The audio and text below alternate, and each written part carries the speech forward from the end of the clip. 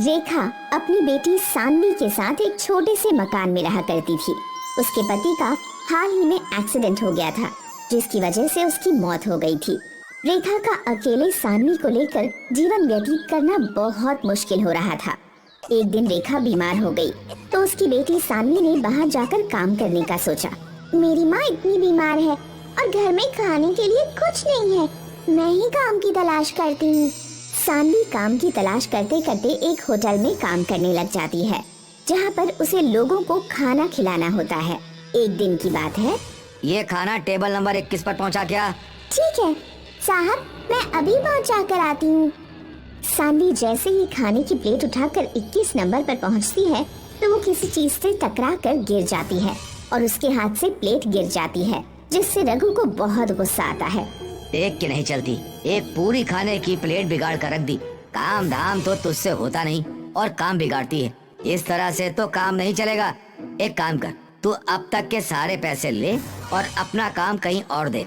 मैं तुझे काम पर नहीं रख सकता, रोज रोज प्लेट गिरा देती है। नहीं नहीं साहब, मुझे मत निकालो। मेरी मम्मी की तबीयत ठीक नहीं है, मुझे उनके लिए खाना लेकर जाना है। मैं आगे से ध्यान रखूंगी। नहीं नहीं, तुम ये पैसे लो और चलती बनो यहाँ से। मुझे और अपना धंधा चौपट नहीं कराना। रघु कुछ पैसे देता है और धक्के मारकर उसे निकाल देता है। सान्वी रोती हुई वहाँ से निकल जाती है। इतनी मुश्किल से तो माँ की दवाई के लिए काम मिला था, वो भी अब हाथ से चला गया। अब मैं माँ की दवाई कहाँ से लाऊंगी और घर कैसे चलेगा? धूप तो बहुत तेज हो रही है, अब करूँ तो क्या करूँ, कुछ समझ नहीं आ रहा। वो ऐसा सोचकर जा रही थी। रास्ते में उसे एक भिखारी मिलता है, जिसके पैर पर चोट लगी होती है। वह लंगड़ा कर चल रहा होता है और सान्वी को देखकर उसे रोकता है। बेटा रुको। बोलो बाबा, मैं भला आपकी क्या मदद कर सकती हूँ? मैं तो खुद ही परेशान हूँ। बेटा मुझे कुछ नहीं चाहिए, बस मेरे पैर में बेहद चोट लगी है, जिसकी वजह से इलाज के लिए भाग रहा हूँ। मेरे पास पैसे नहीं है, अगर कुछ पैसे हैं तो वो मुझे ला कर दे दो। मेरे पास कुछ और तो है नहीं बाबा, ये कुछ पैसे मिले हैं, मैं घर के खाने के लिए कुछ ले जा रही थी। पर कोई बात नहीं, आपको इसकी ज्यादा जरूरत है। देखो ना कितना खून बह रहा है। ये लो पैसे और अपने पैर की चोट की मरहम पट्टी करा लो। सान्वी रघु से मिले सारे पैसे भिखारी को दे देती है, जिससे वह भिखारी बहुत खुश होता है और उसे बहुत दुआएं देता है। बेटा तुमने अपने सारे पैसे मुझे दे दिए जो तुम खाने के लिए ले जाने वाली थी। बहुत नेक लड़की हो। मेरे पास तुम्हें देने के लिए कुछ भी नहीं है, पर मेरे पास एक टिफिन है जो मैं तुम्हें देना चाहता हूँ। बाबा, मैं इस टिफिन का क्या करूँगी भला? अगर घर में खाने के लिए ही नहीं है तो मैं इसमें रखूंगी क्या? बेटा ये तो तुम्हें घर जाकर ही पता चलेगा। तुम मेरे कहने से ये टिफिन रख लो और घर जाकर उसे खोलना। सान्वी उस भिखारी से टिफिन ले लेती है और अपने घर की तरफ चल पड़ती है। घर जाकर जब टिफिन खोलकर देखती है तो उसमें एक वड़ा पाव रखा होता है। वह उसे देखकर बहुत खुश होती है कि चलो कुछ तो खाने को मिला। अरे ये तो बड़ी अच्छी बात है, इस टिफिन में मुझे एक वड़ा पाव मिला, मेरे खाने की समस्या दूर हो गई। एक वड़ा पाव मिला है तो चलो इसमें आधा मैं अपनी मम्मी के लिए रख देती हूँ और आधा मैं खुद खा लेती हूँ। सान्वी जैसे ही उस टिफिन को दोबारा खोलती है, उसमें एक और वड़ा पाव दिखता है। अरे ये क्या, इसमें से तो अभी मैंने वड़ा पाव निकाला था, अब इसमें दोबारा कहाँ से आ गया? शायद टिफिन में 2 वड़ा पाव होंगे जो मैंने देखा ही नहीं। सान्वी दोबारा से थोड़ी देर बाद उस टिफिन को खोलकर देखती है। उस टिफिन में फिर वड़ा पाव होता है। सान्वी वड़ा पाव देखकर दंग रह जाती है और अपनी माँ को सारी बात बताती है। माँ देखो, मैं जितनी बार भी इस टिफिन को खोल रही हूँ मुझे एक वड़ा पाव इसके अंदर मिलता है, ये कैसे हो रहा है?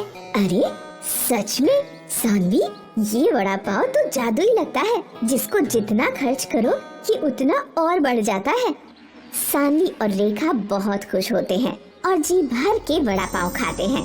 सान्वी, हमें बहुत ही अच्छी चीज मिली है, ये वड़ा पाव कभी खत्म न होने वाले हैं। क्यों ना हम ये वड़ा पाव बेचना शुरू कर दें, जिससे हमारे बाकी के खर्चे भी पूरे हो जाएंगे। हाँ माँ, आप सही कह रही हो, इतने सारे वड़ा पाव का हम क्या करेंगे? क्यों ना हम उन्हें बाकी लोगों में भी बांटना शुरू कर दें। अब रेखा और सानवी उन जादुई वड़ों से गरीब लोगों की मदद करती हैं और उन्होंने उस वड़ा पाव की दुकान लगाना भी शुरू कर दिया था। वो उससे आने वाले पैसों से अपने घर का खर्च भी चलाते थे और दूसरों की मदद भी किया करते थे। देखो ना सानवी, हमारे दिन फिर बदल गए। इन वड़ा पाव से तो हमें बरकत ही बरकत हो रही है। आज हमारे पास बड़ा घर है, गाड़ी है, हम आलीशान घर में रहते हैं। अब हमें कोई दुख नहीं है। तभी एक आदमी वहाँ भागा भागा आता है तो सानवी उससे पूछती है, इतनी तेज क्यों भाग रहे हो, क्या हुआ? अरे गांव के पास जो बांध था वो टूटने वाला है। पूरा गांव खाली करने का आदेश आया है। अगर वो बांध टूट गया तो पूरा गांव का गांव उस बांध के रुके पानी में बह जाएगा। भागो भागो सानवी, तुम भी अपनी जान बचाकर भागो। अरे ये तो बड़ी मुसीबत वाली बात हो गई। गांव खतरे में है। चलो सानवी, हम भी पास के गांव में चलते हैं। नहीं माँ, आप रुको। उस बांध को ये वड़ा पाव ठीक कर सकता है। मुझे इस पर पूरा भरोसा है। इसने जब हमारे सारे दिन ठीक किए हैं तो अब ये मुसीबत भी जरूर ठीक कर देगा। सानवी उस जादुई वड़ा पाव को बांध के पास ले जाती है और उससे कहती है, जादुई वड़ा पाव, तुमने हमेशा हमारी मदद की है। अब इस गांव को तुम्हारी मदद की जरूरत है। तुम इस बांध को टूटने मत देना। कुछ भी करो, इस पानी का रुख इस गांव की तरफ ना हो पाए। जाओ वड़ा पाव। वड़ा पाव उड़ता हुआ उस बांध की ओर जाता है और अपना आकार बढ़ा लेता है, जिसकी वजह से बांध टूटने से बच जाता है और पानी का बहाव गांव की तरफ ना आकर वहीं के वहीं रुक जाता है। ये सब गांव वाले देखते हैं तो सब सानवी का बहुत बहुत शुक्रिया करके उसे बधाई देते हैं। सानवी, तुमने सच में बहुत अच्छा काम किया है। तुमने गांव को बहने से बचा लिया। हम सबको तुझ पर गर्व है। सभी गांव वाले सानवी के लिए खुशी से तालियां बजाते हैं। अब सानवी और रेखा उस जादुई वड़ा पाव की सहायता से सबकी मदद करते हुए अपना जीवन व्यतीत करते हैं।